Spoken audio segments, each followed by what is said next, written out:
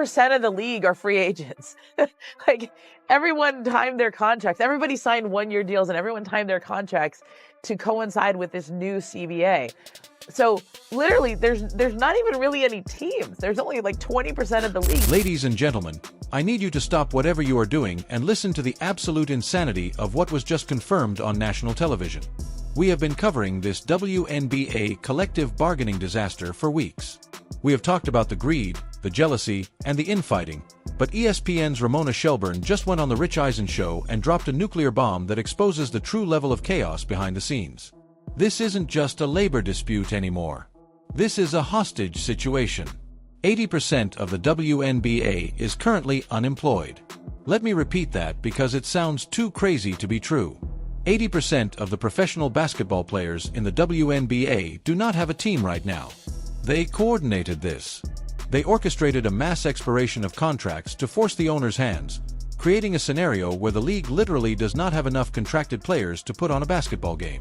It is a manufactured crisis, and it is pushing the sport to the absolute brink of destruction. If you thought the WNBPA posting Valentine's Day poems was embarrassing, wait until you hear the logistical nightmare they have intentionally created. Ramona Shelburne laid it all out. The Players' Union told their members to sign one-year deals last season. They told them to bet on themselves. They told them, when the Caitlin Clark money comes in, we are all going to cash out at the exact same time. But here is the problem with playing a game of financial chicken. Eventually, somebody has to swerve. And right now, nobody is swerving. We have two brand new expansion teams in Toronto and Portland. Do you know how many players are on their rosters? 0. They are supposed to be having an expansion draft, a moment of celebration for the growth of women's basketball, but they can't do it because there is no collective bargaining agreement. You cannot draft players into a financial system that doesn't exist. You cannot sign free agents when the salary cap is completely unknown. The entire infrastructure of the WNBA has been frozen in ice by a union that is holding out for a fantasy payday. And this brings us to the most humiliating part of this entire interview. Ramona Shelburne revealed that the WNBA recently released their regular season schedule. Now, you might have seen that schedule drop and thought, oh great, the season is definitely happening. Look, the Fever plays the Liberty on April 25th. Do not be fooled. That schedule release was not a sign of progress. It was an act of absolute desperation. Shelburne called it a blink by the league. And the reason they had to blink is pathetic.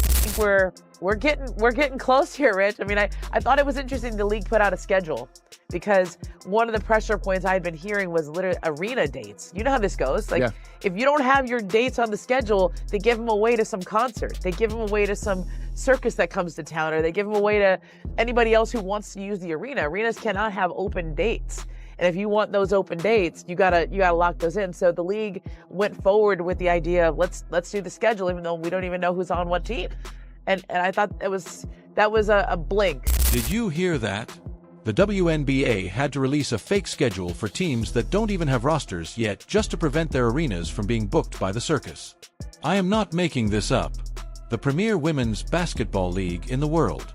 The league that houses Caitlin Clark, A.A. Wilson, and Sabrina is actively competing with traveling clown shows and monster truck rallies for arena availability.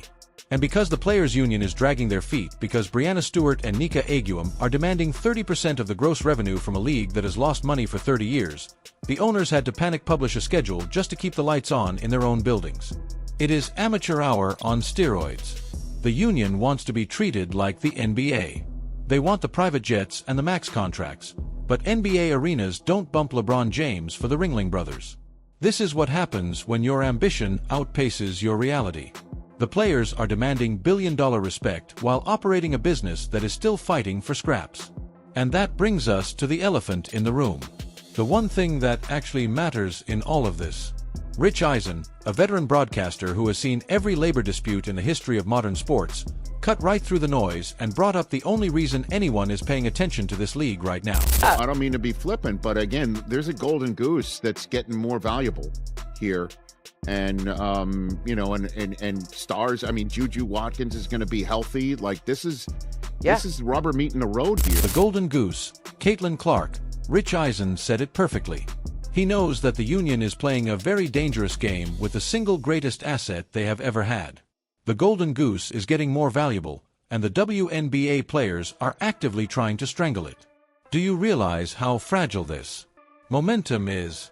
Caitlin Clark brought millions of new viewers to this sport. She brought sellout crowds, she brought a massive television deal, but those fans are not loyal to the shield of the WNBA. They are loyal to the player. If the WNBPA forces a lockout, if May rolls around and Caitlin Clark is not on television hitting logo threes, those fans will leave. They will go watch the NBA playoffs. They will go outside. They will find something else to do. And once you lose the casual American sports fan, it takes a miracle to get them back. The entitlement of the Union leadership is staggering. They genuinely believe that the audience will wait for them. They think that if they delay the season to fight over revenue sharing, the fans will just sit patiently by the television until they finish their boardroom arguments. That is not how the entertainment business works. The window of cultural relevance is incredibly small. Right now, the WNBA is hot. But if you shut down the factory, the product gets cold. And yet, you have veterans who have been in the league for a decade who never drew a dime of profit telling the media that they are the ones who grew the game. They are blinded by jealousy and greed, and they are using their 80% free agency stunt to hold Caitlin Clark's sophomore season hostage. Let's look at the timeline because the clock is ticking faster than anyone wants to admit. Ramona Shelburne said the pressure point isn't today. The pressure point is March. We are currently staring down the barrel of March. In a matter of weeks, the league has to figure out the salary cap, hold an expansion draft for 2 entire cities, negotiate contracts for 80% of the players in the league, hold a collegiate draft, and open training camps. That is months of front office work crammed into a few weeks. It is physically impossible to do this smoothly at this point. Even if they sign a deal tomorrow, the chaos that will ensue in free agency will be unprecedented. You are going to have 100 players fighting for roster spots on the exact same day. You are going to have general managers scrambling to build chemistry with players they met 24 hours before training camp. The product on the floor in May is going to suffer because the Union wanted to play hardball in February. And who is running this clown show? Ramona points out that Nneka Aguam, Brianna Stewart, and Nafi Kalier are the ones steering the ship. These are wealthy established superstars. They have overseas money. They have endorsement deals. They have the unrivaled leg supplementing their income. They can afford to miss a paycheck. They can afford to sit out a month. But what about the rookie trying to make the team? What about the bubble player whose entire annual income relies on a WNBA minimum contract? The leadership of this union is entirely disconnected from the financial reality of their own rank-and-file members. They are playing a billionaire's game of poker with other people's chips. Adam Silver sees this. We talked about his 11th hour warning. Silver knows that the union's leadership is driving the car off a cliff. He knows that if they don't get this done in March, the Golden Goose is dead. The television networks Disney, Amazon, and NBC are not going to pay billions of dollars for a league that can't even guarantee its players will show up to work. If the union pushes this into a lockout, those networks have clauses in their contracts to renegotiate or walk away entirely. The players think they are fighting for a bigger piece of the pie, but they don't realize they are about to drop the pie on the floor. This entire situation is a masterclass in how to ruin a good thing. The WNBA was handed the lottery ticket of a lifetime in Caitlin Clark. All they had to do was cash it. All they had to do was sign a reasonable collective bargaining agreement, secure the massive salary increases the owners already offered, and play basketball. But ego got in the way. The veterans couldn't stomach the idea of playing under a financial system that was built by a rookie. They wanted to prove that they were the bosses, so they told 80% of the league to become free agents. They held the arenas hostage. They made the league look like a joke on national television.